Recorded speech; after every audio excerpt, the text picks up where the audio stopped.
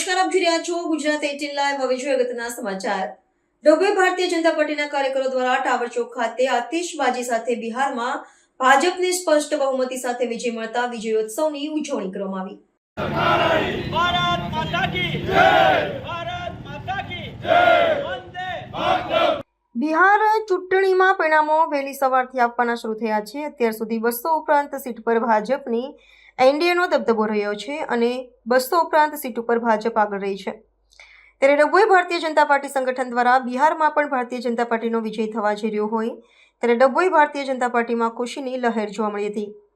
ડભોઈ શહેર પ્રમુખ દીક્ષિત દવે અને જિલ્લા મહામંત્રી ડોક્ટર બીજે બ્રહ્મભટ્ટ સહિત કારોબારી સભ્ય શશિકાંત પટેલ, પાલિકા પ્રમુખ બિરેન શાહ સહિત ભાજપ કાર્યકરો દ્વારા ટાવર ચોક ખાતે મોટી સંખ્યામાં એકત્ર થઈ વિજયોત્સવની ઉજવણી કરવામાં આવી હતી। આતિશબાજી સાથે વિજયોત્સવની ઉજવણી બિહાર ચૂંટણીમાં ભાજપનો વિજય થયો તે બદલ અભિનંદન સાથે ખુશી વ્યક્ત કરવામાં આવી।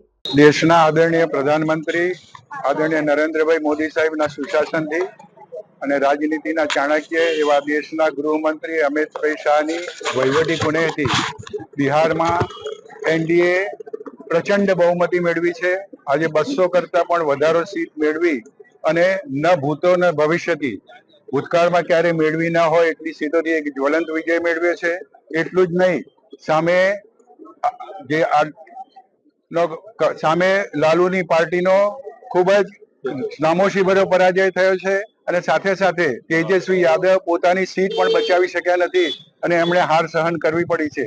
અને આ માટે ભારતીય જનતા પાર્ટીના એનડીએના સર્વે કાર્યકર્તાઓને અમે ખૂબ ખૂબ અભિનંદન આપીએ છીએ અને આદરણીય નરેન્દ્રભાઈ મોદી અને અમિત શાહ ખૂબ આગળ વધે એવી શુભેચ્છા પાઠવી છે।